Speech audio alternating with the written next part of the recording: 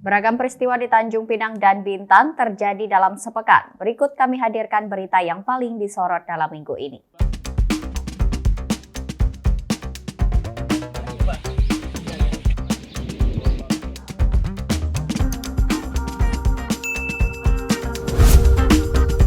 Baru 3 minggu kerja, seorang asisten rumah tangga di Tanjung Pinang nekat mencuri sejumlah barang berharga milik majikannya. Akibatnya korban alami kerugian hingga 100 juta rupiah.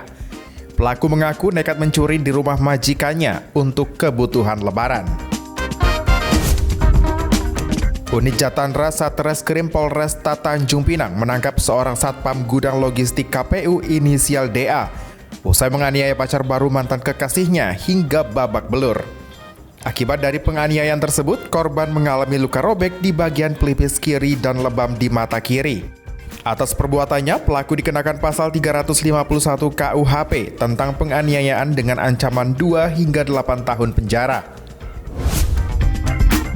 PJ Wali Kota Tanjung Pinang, Hasan, dan 2 tersangka lainnya yakni mantan Lurah Selekop Bintan inisial R dan juru ukur Kelurahan Selekop inisial B terancam 8 tahun penjara terkait kasus dugaan pemalsuan dokumen lahan PT Expasindo seluas 2,6 hektar di Bintan.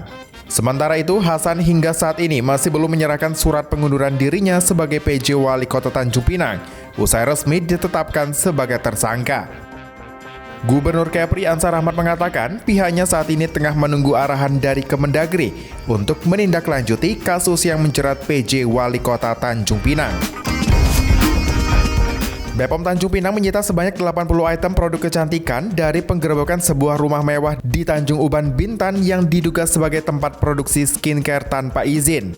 Diketahui produk kecantikan milik perusahaan tim rumah cantik tersebut diedarkan di wilayah Kepri hingga Riau. Sementara itu, Iwan Kadli, kuasa hukum pemilik kosmetik diduga tanpa izin itu akan menempuh jalur hukum dan akan mengajukan pra-peradilan terkait tindakan penggerebekan yang dilakukan oleh Bepom Tanjung Pinang.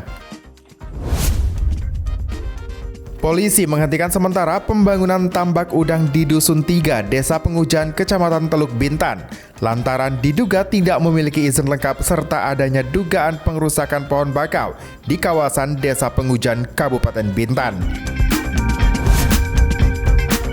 Seorang warga Tanjung Pinang inisial AA ditangkap polisi lantaran kedapatan menanam pohon ganja di kebun milik orang tuanya yang berada di Kabupaten Bintan. Kepada polisi, pelaku mengaku menanam ganja hanya untuk dikonsumsi sendiri. Atas perbuatannya, pelaku terancam dijerat pasal 111 ayat 1 Undang-Undang Nomor 35 Tahun 2009 dengan ancaman pidana penjara paling singkat 4 tahun dan paling lama 12 tahun.